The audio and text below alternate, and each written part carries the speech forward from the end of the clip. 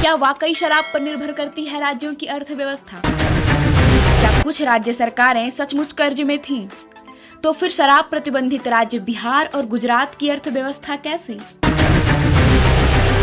Lockdown 3 में शराब कारोबार को खोल दिया गया है। इसको लेकर सोशल मीडिया पर काफी चर्चा है कि क्या सच में राज्यों की अर्थव्यवस्था शराब के भरोसे चल रही है।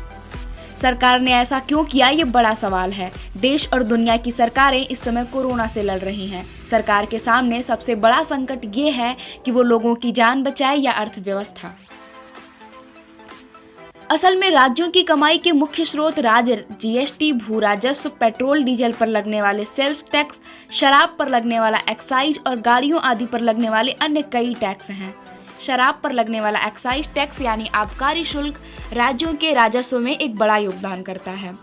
शराब और पेट्रोल डीजल को जीएसटी से बाहर रखा गया है, इसलिए राज्य इन पर भारी टैक्स लगाकर अपना राजस्व बढ़ाते हैं। ज्यादातर राज्यों के कुल राजस्व का 15 से 30% हिस्सा शराब से आता है। बात करें उत्तर प्रदेश की तो उसे हर साल आबकारी टैक्स से 20,000 करोड़ रुपए से ज्यादा का राजस्व मिलता है। ऐसा ही कुछ आंकड़ा मध्य प्रदेश का भी है। इस राज्य में आबकारी टैक्स से करीब 10,000 करोड़ रुपए से ज्यादा की प्राप्ति होती है। राज्य में अब देश में निर्मित विदेशी शराब पर टैक्स 35 से 45% तक हो गया है। इसी तरह बियर पर भी टैक्स बढ़ाकर 45% तक कर दिया गया है। यानी 100 रुपए की बियर में 45 रुपया तो ग्राहक सरकार को टैक्स ही दे देता है। राज्यों के राजस्व का बड़ा हिस्सा शराब और पेट्रोल डीजल की बिक्री से आता है। लॉकडाउन की वजह से इन दोनों की बिक्री ठप थी। इस वजह से राज्यों की वित्तीय हालत खराब हो गई थी।